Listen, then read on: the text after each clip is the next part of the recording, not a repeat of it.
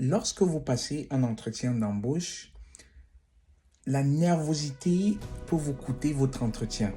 Vous devez vous assurer d'être relax, vous devez vous assurer d'avoir la tête sur les épaules, vous devez vous assurer d'être tranquille, d'être posé.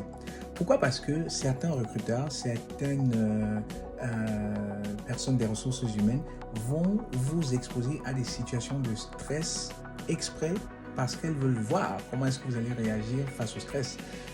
Moi également, j'ai eu à adopter ces pratiques, hein, c'est-à-dire que j'ai eu à mettre des candidats dans du stress exprès parce que je voulais voir comment est-ce qu'elles réagissaient face au stress. Petite anecdote, il y a quelques années, lorsque je dirigeais mon équipe de spécialistes de l'application terrain, je devais tout le temps chez les candidats voir est-ce qu'ils sont capables de résister au stress. Pourquoi? Parce que connaissant les clients exigeants, surtout les clients à VIP, je savais qu'ils étaient très souvent désagréables. Et donc, je voulais voir comment est-ce qu'ils réagissent dans des situations désagréables. Et il y a une de mes employées de l'époque qui m'avait particulièrement impressionné. On faisait l'entretien, je lui posais des questions, elle était plutôt très posée, très calme, elle avait les bonnes réponses et tout. Et à un moment donné, je lui ai dit, écoute, je trouve que vous êtes très mal habillé. Elle me dit, est-ce que vous pouvez développer? Donc là déjà, je me dis intéressant. Je lui dis, oui, vous savez, pour le rôle pour lequel vous postulez, nous avons besoin des personnes qui vont représenter l'entreprise auprès des clients et nous avons besoin de travailler, nous avons besoin de protéger l'image de l'entreprise et cela passe par le vêtement, hein. Et je trouve que vous êtes très mal habillé. Elle me dit, oui, vous avez peut-être raison, sauf que je me suis donné la peine d'être bien vêtu pour cet entretien. J'estime que je suis bien habillé, mais après, si vous avez un code vestimentaire, je pense que je pourrais m'adapter. Est-ce que vous pouvez me dire plus sur votre code vestimentaire? Là, j'avais plus rien à dire, hein. Et là, je lui dis, écoutez, en réalité, le code vestimentaire ici, il est plutôt basique, hein. C'est-à-dire que nous n'avons pas besoin que vous soyez chez les clients en veste, nous n'avons pas besoin de ci, de ça, de ça. Nous avons juste besoin que vous soyez propre, que vous soyez présentable, hein. Et comme ça, et elle me dit, bon voilà, c'est important de savoir parce que c'est super important de représenter la marque de l'entreprise et cela, comme vous l'avez dit, passe par le vestimentaire, par le vêtement. Et merci de me l'avoir dit. Je pense que je serai à la hauteur de vos attentes.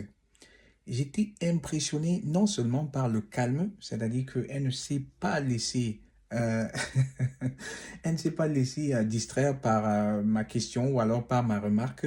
D'autres personnes ici, hein, auraient pris un coup, ils auraient commencé à paniquer, d'autres personnes auraient commencé à bégayer, d'autres personnes se seraient même énervées à la limite, hein. Mais elle est restée calme et elle a su mais gérer la situation en grand maître, hein. C'est-à-dire que vous devez apprendre, vous devez déjà de un, vous attendre à des situations de stress. Des situations de stress, c'est peut-être des questions que l'on vous pose et pour lesquelles vous n'avez pas de réponse, hein. Je me souviens des interviews que j'ai passées moi-même où j'étais le candidat et on m'a posé une question, là c'est avec mon job le plus récent. Je me souviens, hein, que la manager, elle a éclaté de rire. Elle m'a posé une question pour laquelle j'avais pas de réponse. Je savais, mais vraiment pas. Et là, je lui ai dit, et moi qui pensais que l'interview se passait à merveille, moi qui pensais que je faisais du 100 ou du 80, 90%. Elle me dit, voilà, qu'est-ce que ça veut dire? Je lui dis, ben voilà, avec la question qu'elle vient de me poser, je sens que je pourrais pas faire du 100% parce que j'ai pas la réponse à sa question. Et là, elle a éclaté de rire, on s'est marré, elle m'a posé d'autres questions. J'avais tout bon, hein, sur les autres questions, mais là-bas, j'avais mais vraiment pas. Et plutôt que de forcer une réponse, je lui ai tout simplement dit, écoute, tu viens de me gâcher l'interview parce que j'étais venu ici prêt à faire du 100%, mais là, je me rends compte que je vais pas pouvoir faire du 100%. Est-ce que chez vous, en entreprise, c'est 100% ou alors on est en mode 80%, c'est 100%? Elle me dit non, non, non, 80% c'est 100%. Et je lui dis, ok, merci de me rassurer parce que je tenais à faire du 100% ici. Et quand vous me dites 80 c'est 100, du coup, je ressors la tête haute. Bref, c'était une petite blague comme ça pour détendre l'atmosphère et puis ne pas se prendre la tête, hein. Donc, parce que j'étais pas stressé, mais vraiment pas du tout stressé, je me suis dit, je vais lui montrer que je peux ne pas me prendre très au sérieux, hein.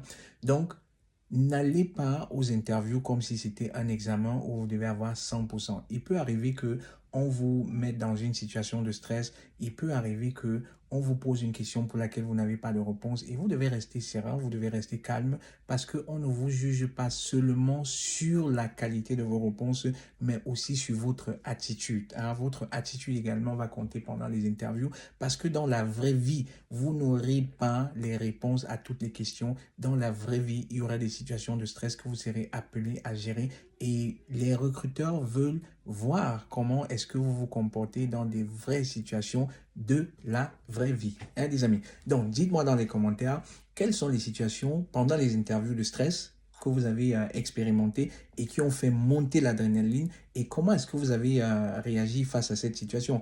Vos commentaires peuvent aider les uns et les autres et à s'en sortir mieux pendant les interviews. Et si vous avez besoin d'être accompagné pour une bonne gestion de vos prochains entretiens d'embauche, n'hésitez pas à me contacter. Avec moi, on va faire des analyses de rôle, on va faire, voilà, on va examiner, hein, analyser ensemble les descriptions d'emploi pour y voir les meilleures qualités que vous avez à vendre. On va également faire des simulations d'entretien dans lesquelles je vais vous poser des questions, je vais vous exposer également à des situations de stress et je vais vous apporter 1, 2, 3, 4, 5, 10 astuces sur comment améliorer votre technique d'entretien pour séduire les recruteurs et obtenir le job de vos rêves. Cliquez le lien, réservez des sessions avec moi, au mieux 3 heures pour des préparations d'entretien. Et si vous avez besoin de CV, l'aide de motivation gagnant, vous savez que je suis la personne idéale pour le faire pour vous, pour augmenter, maximiser vos chances d'être invité aux entretiens d'embauche. C'était Constantin pour vous hisser au sommet de votre carrière professionnelle. Portez-vous très bien et à très vite. Ciao.